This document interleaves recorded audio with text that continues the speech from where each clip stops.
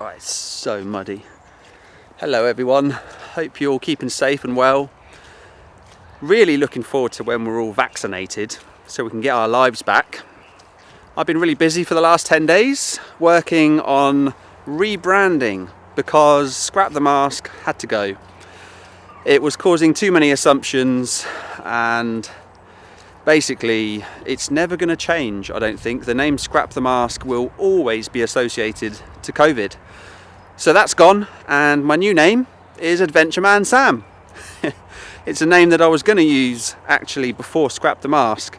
So yeah, it's got its chance to shine now. I'm now a little bit behind with my editing because I try and keep a few episodes ahead of myself so that I've got a nice buffer when posting, and at the moment I'm a little bit out of my sort of comfort zone with that.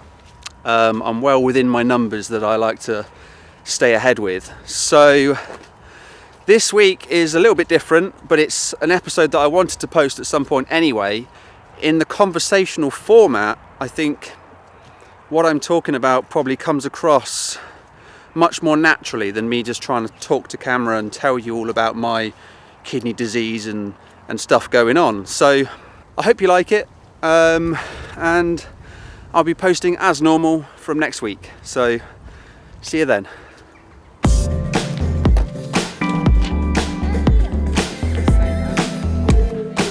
Thank you.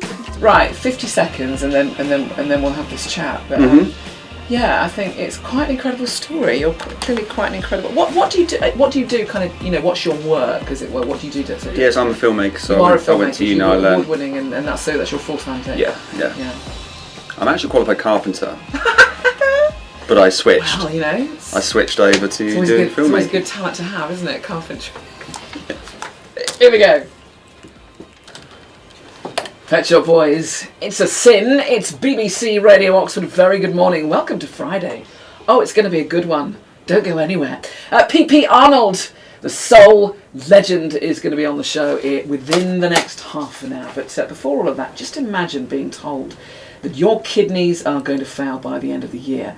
Award-winning documentary maker Sam Clarke was born with Alport Syndrome, a rare kidney disease, which means his kidneys are certain to fail. But that hasn't stopped Sam, who's determined to bring awareness to this disease that left doctors scratching their heads and raise vital funds for Alport UK. Not afraid of dying, but terrified of not living is the mantra Sam has lived by, and he's putting that to the test as tomorrow he will be departing Henley, leaving the country for 6 months attempting to cycle 6,000 miles across Europe, and then, as a treat, undertake 60 skydives in 14 countries. I wonder what his grandma thinks of this.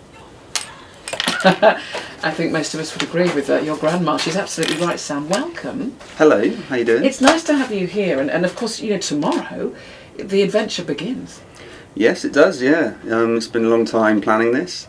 Well, I say a long time, 4 months.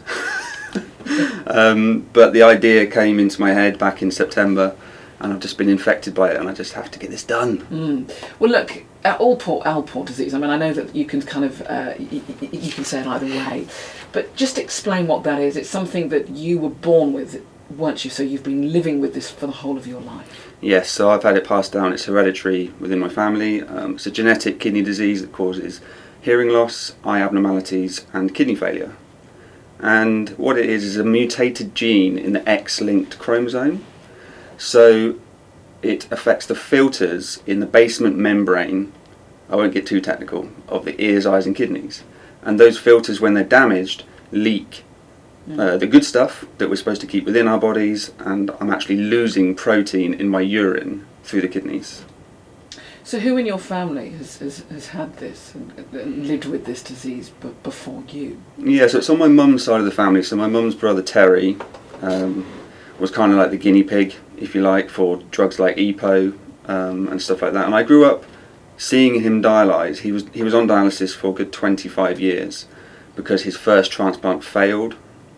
So his body built up antibodies, and he wouldn't have accepted another kidney.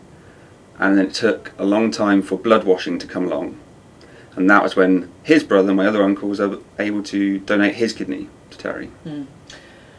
So you saw his treatment over a number of years, a very, very long time. But has it, in terms of the treatment though, that's changed? I mean, if you compare, obviously, when he was diagnosed, and he had to sort of take all of this on board, what might happen to him, and actually, his kidneys failing.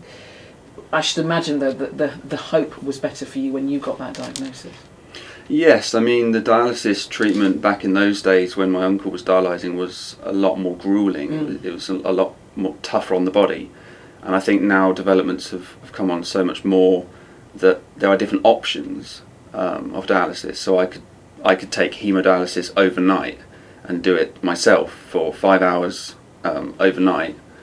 Maybe not get as much sleep as I'd like, but it's an option. And then I can just try and continue my daily routine from then on as well. So it shouldn't affect me too much. But sorry, when I was younger, I sort of had this. It's quite easy to paint a picture of how things are going to be, especially when I saw my uncle dialysing and the situation he was in. You must have been incredibly fearful for your future, seeing that. Yeah, it creates a lot of anxiety. Yeah, I've dipped in and out of anxiety and depression all my life, and it's now got to the point where I can sort of harness those fears and turn them into opportunities. I suppose one of the most difficult things is the psychological effects of it. Of course, the physical effects are something that you have dealt with possibly better than the psychological effects of having this rare disease.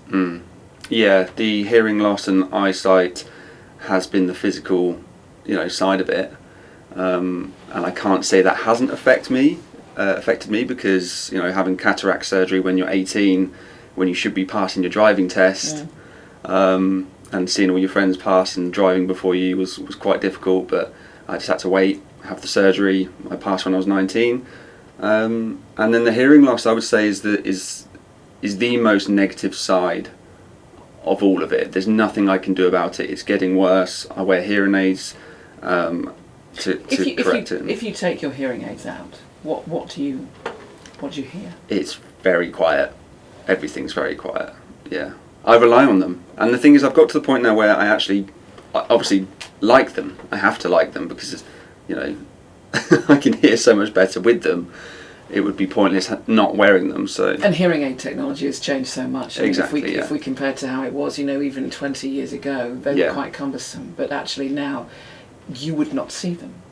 I can't see them I'm looking at you, I can't see them. No, exactly, yeah. And you can get even smaller ones than the one I have. So, yeah, the technology is incredible. And that does bring a lot of hope to myself and anyone else with Alports, knowing that, the technology is developing the way it is. And the psychological effects, as you mentioned, I think it's very difficult to put it all into perspective, but when you meet others and you can share similar stories and stuff, so meeting the charity that I'm going to be fundraising for, Alport UK, to do this challenge, has completely changed my perspective. Meeting others and sharing stories and just knowing that there's someone else going through what you are going through, because having Alport Syndrome can feel very isolating. How many people in the UK have Alport? So it's estimated 1 in 5,000 to 10,000. There's not an exact number because there's still a lot of people undiagnosed. So it's hard to really pinpoint, and sometimes even some doctors don't know what it is. It's that rare. So this, for me, is. But it's a big deal because it defines your life for you. It affects me every day. I had never heard of it before, and people listening to this will never have heard of it before. But they thoroughly understand it now, and certainly the challenges that you've had to face. Yeah. Living your life. It needs to be known. Yeah, it's affecting thousands of people all over the UK, and yeah, it's a big deal. I've had really low points in my life because of it. Your kidneys will fail by the end of this year. I mean, this is almost sort of you've been building up to this, and obviously there's been a not knowing about when your kidneys would fail, but that's now the reality. The reality is getting closer. Yeah, and I'm not going to lie and sit here and say that I'm not scared either.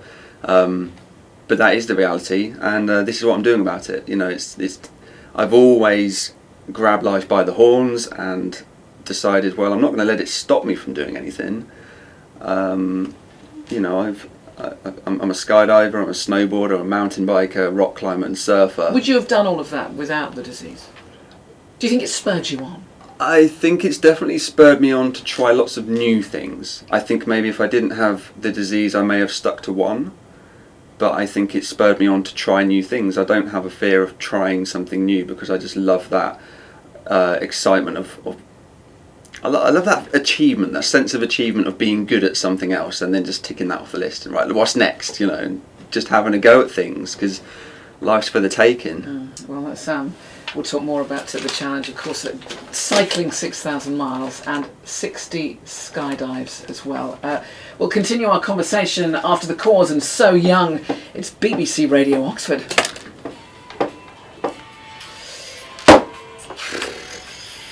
Blimey. Right, so good. So, You right? yeah, no, it's just, I mean, I think you're I meet some really incredible people, and you're one of them, and you've got this amazing outlook on life, and you know what? So you should. You know, this is not going to kill you. No. This is not going to kill you. The cycling is not what I do. I do mountain biking, which is push my bike to the top of the hill. Okay. I'll ride down, do some jumps, Yeah. and I'll walk back up. Yeah. Long distance endurance is not my thing. Yeah. It's not mine either, I've got to say. No. So for me, getting to each city and jumping out of planes is a treat. But I will, you know, it's all a means of raising awareness. Awesome footage alongside saying, hey, look, I've got kidney disease. You know. Yeah, it's pretty cool. It's pretty cool. Right. I'm going to scrape a bit off of this tune so we can have a bit longer to talk. They're the cause and So Young. It's BBC Radio Oxford. My guest, let's get back to this incredible conversation. My guest is Sam Clark. He has chronic kidney disease. He's been living with it all of his life. He is raising awareness in quite some spectacular way. The adventure starts tomorrow, Sam, as we've been explaining, because you intend to cycle 6,000 miles and you are doing 60 skydives as well. Skydive's your thing, isn't it? You've done you are a skydiver, you've done that before. Endurance on a bicycle, not so much. That's really going to be the biggest challenge for you. It's going to be a huge challenge for me, yeah. I'm a mountain biker, I push my bike to the top of a hill, I ride back down and do a few jumps, and then I walk back up to the top again and do it again. So short burst energy is my thing, endurance not so much. So, you know, the cycling really is going to be a huge challenge for me, and I'm learning a lot about nutrition and stuff like that, so I really need to look after my diet, my hydration along the way, and I kind of see every city I get to skydive as my treat. It's going to be that extra layer of raising awareness. So me jumping out of planes, you know, on camera, with the juxtaposition of my kidney disease. Is my way of raising awareness about this. So. What about your diet? Going back to that though, because you were saying that you lose protein in your urine, so you have to really look after yourself and you have to keep your protein levels up because of the endurance part of this particular challenge. So it's finding a balance, yeah. Anyone else doing this kind of challenge would be advised to eat as much protein as possible, or at least really ramp it up. For me, it's about a balance of not overdoing the protein, because that will in turn damage the kidneys even more. So I've met up with a dietitian at my renal unit, I've met up with a nutritionist who usually deals with triathletes, and we've sort of worked together to try and come up with a meal plan for me to try and stick to throughout the trip. Which actually I would say is probably my biggest worry of the trip. It's got nothing to do with jumping out of planes or actually the cycling. It's making sure I keep myself healthy along the way. And hydration should be okay. I'm pretty sure I'll be okay with tap water in the countries I'm going to. So the diet for me is actually, I just need to be able to eat the right foods at the right time. You're going to be you write a blog. You're going to be keeping the blog going, of course. And as an award-winning documentary filmmaker, you're going to be filming the whole thing as well. Yeah, there's a lot of work to be done. it's not all fun and games. Yeah, I've got a lot to do in the evenings when I get to each city and stuff like that. Editing the film and all that kind of thing. I'm going to be doing weekly updates for social media, all that kind of stuff. And by the end of it, I'm hoping to produce a documentary worth pitching to possibly Netflix or BritBox, if that's about, by then, and see where I can really take this. That would be amazing, isn't it? Because what you're doing this is all motivated by the awareness that you want for this particular chronic kidney disease, and the awareness and perhaps some money raised as well for Alport UK. Of course, yeah. I mean, the fundraising's going really well so far. I've raised nearly £2,000 before we even start the trip, so I'm really proud of that. And Alport UK have been so supportive for me. Last year I was in a bit of a hole actually, and I was in quite a dark place, and I contacted them. I said, look, I need to meet some more people that have Alports. I have only ever known my Uncle Terry throughout my life that has Alports, and there are variations of the way that this disease progresses. Yeah, of the course. Speed of it. Yeah, so for women they tend to be carriers. They can also suffer the effects, but it's usually the men that suffer the full eyesight, hearing and kidney failure. Women carry the disease onto their children, so my mum's a carrier. I also have a brother, but he wasn't affected, so it's all to do with the X chromosome and whether you have the mutated gene. Yeah. Well, look, we wish you the best of luck. How can people support you in some way if they want to perhaps? Have you got a Just Giving page? This is about the fundraising, let's face it. We're doing it through Virgin Money Giving, but you can go to fightingfailurechallenge.com and see the campaign there, which is a page on my blog. Well, you're off to, it all starts on the Dover Ferry. Brussels, Amsterdam, Berlin, Prague, Vienna, Bratislava, Budapest, Zagreb, Venice, Zurich, Paris. It's going to be a hell of an adventure. We wish you the best of luck. Thank you.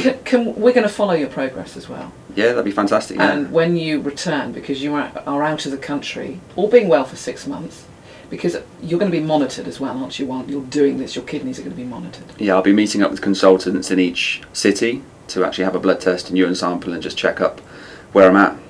Yeah. Well, look after yourself, won't you? And we wish you the best of luck. And Thank you. We shall see you again in 6 months when all this is completed. And you've done those 6,000 miles and you've done those 60 skydives. Sam Clark, thank you so much. Let's high five to that. Nice one. Thank you. Thank you. Oh, what an inspiration Sam is. Right, now, keeping an eye on Oxfordshire's roads. Good morning, Gary. It's very heavy along the Eastern Bypass. Thank you so much. That was great. That was really cool. 40 East. Yeah. Good.